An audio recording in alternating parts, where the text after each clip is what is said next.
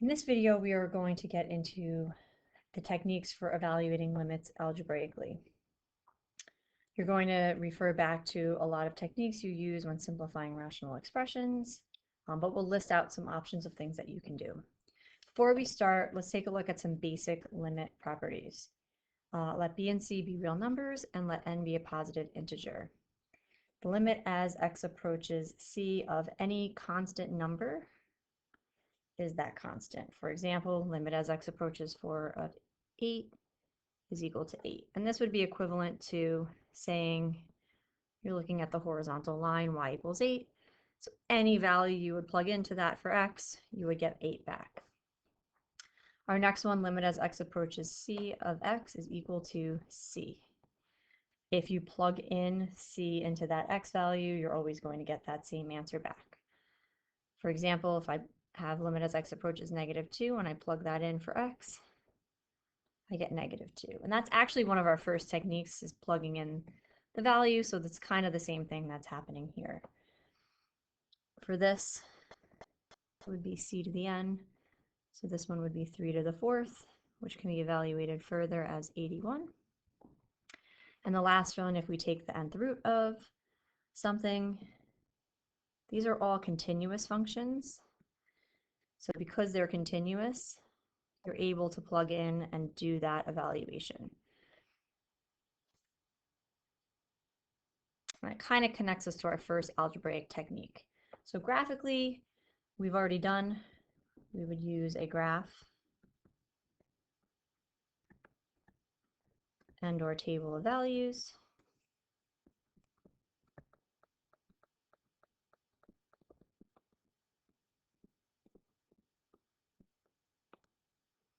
For the given function. And then you're again looking at what's happening on either side of the value that you're approaching. And that's definitely still a good technique for checking your work with your algebraic aspect also, if you have that option. For algebraic, the first thing that we're going to do is substitute, and you're always going to try this.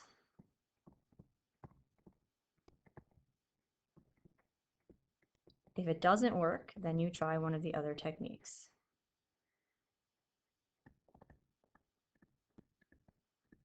So if you notice, there's a little double star on the bottom. When evaluating limits algebraically, always try that first direct substitution, because if that works, there's no need to do one of the other techniques. If it doesn't work, and actually, if you get 0 out of 0, you're going to try one of the other techniques. And that 0 out of 0 is important for future evaluating of limits. If you don't get that, you're not able to actually do those other techniques. So one of those is factor and simplify.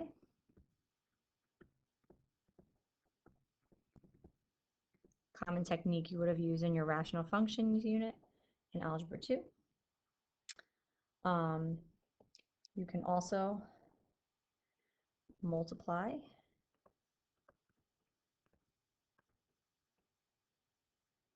both the numerator and denominator.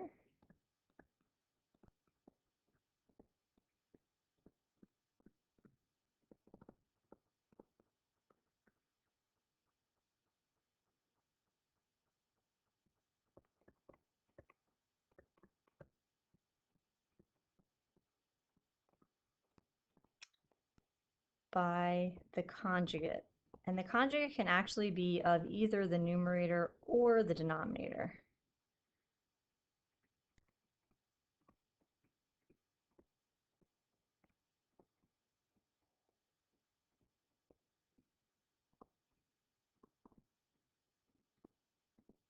And there's some other techniques that you can use as well in terms of the simplifying aspect. If you have a complex fraction, that you might do something to simplify that, but some of those are more special cases that you're not going to see as often.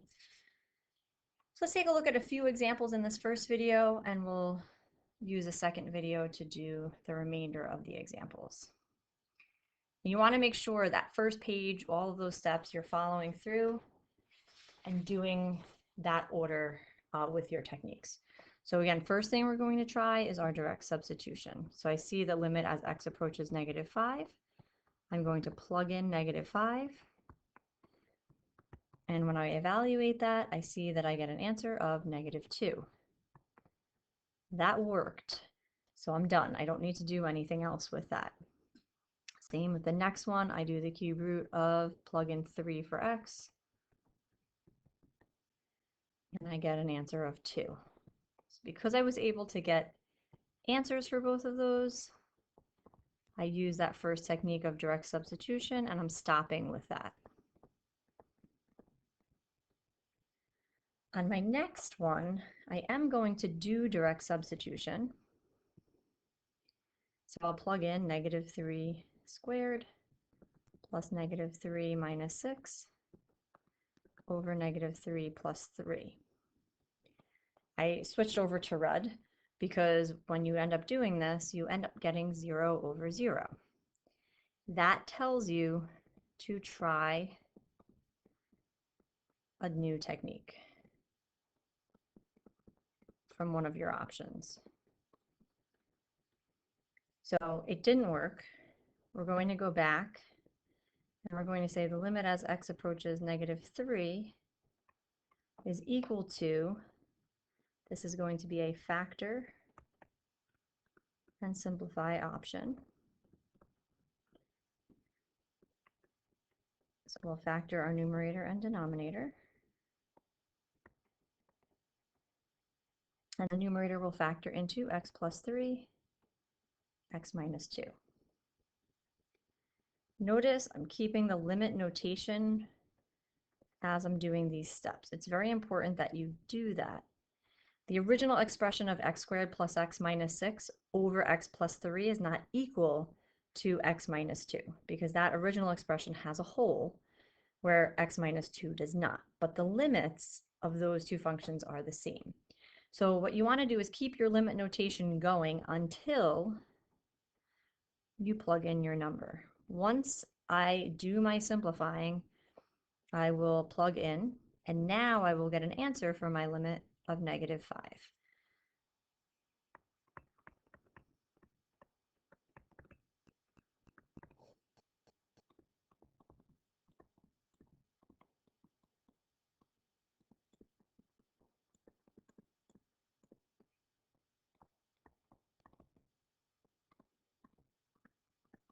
And you should show that you're plugging in that number as part of your work for this. So treat these kind of like proofs. Make sure that you're showing all of your steps. And as you're showing your steps, you're including your limit notation on all of your simplifying steps, again, until you've plugged in the number. All right, let's take a look at our next one. We're going to plug in 1. So 1 minus 1, 1 cubed minus 1 squared plus 1 minus 1 also equals 0 over 0. So we could again use one of our techniques. This looks again like a good one to do factoring and simplifying. And then since there's 4 terms here, factoring by grouping would be a good idea. And that's something, if you want, you could do that off to the side. I'll just do it right in the problem because it's not too many steps in this situation.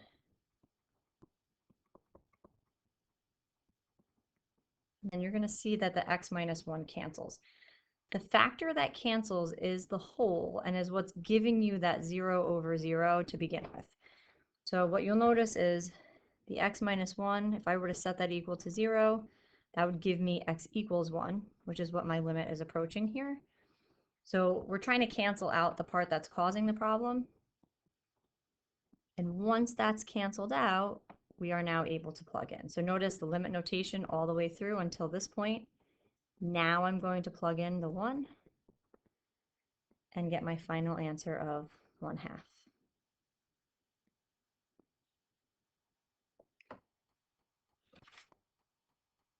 And then the last one on this page also can be done with factoring and simplifying. Another option that would actually work for either 4 or 5 would be synthetic division. So I'm going to show you both of those, and then we'll stop the video at this point after we finish up this example. So again, we're going to plug in 2.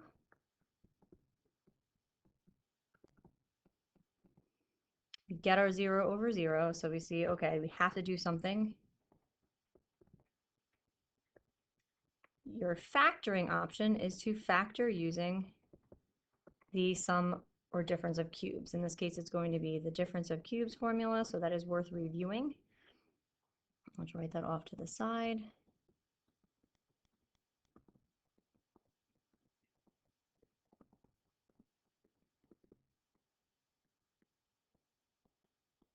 And this is something that we did review towards the beginning of the year when we were doing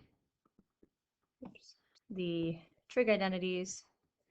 It has been a while since then, but these were formulas that did show up at that time as well.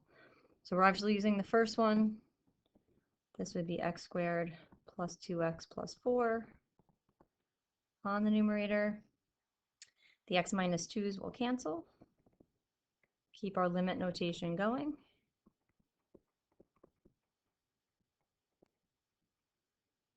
And then once we're here, we've canceled out the factor that was causing the problem, so we are able to plug in the 2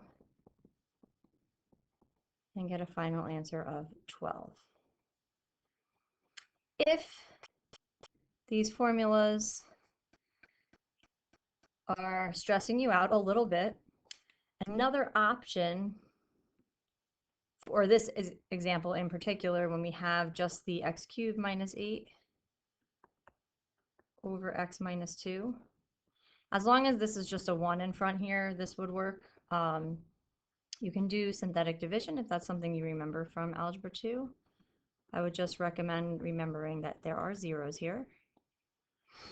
So the way you would do synthetic division, you would put the 2 up in the corner, list out your coefficients, and bring down the 1, multiply and add. So 1 times 2 is 2, add, 2 times 2 is 4, add that, and then 2 times 4 is 8. You get a 0 remainder, which should happen. And then that would give you that second parentheses. So what that really does is it helps you factor that top part into the x minus 2, where we got that corner number from, times the x squared plus 2x plus 4. It's an alternative option. You may still need these formulas if you have numbers in front. I wouldn't recommend doing synthetic division if you had the fractions, although it's doable. It's definitely going to give you a little bit more of a headache to do it that way.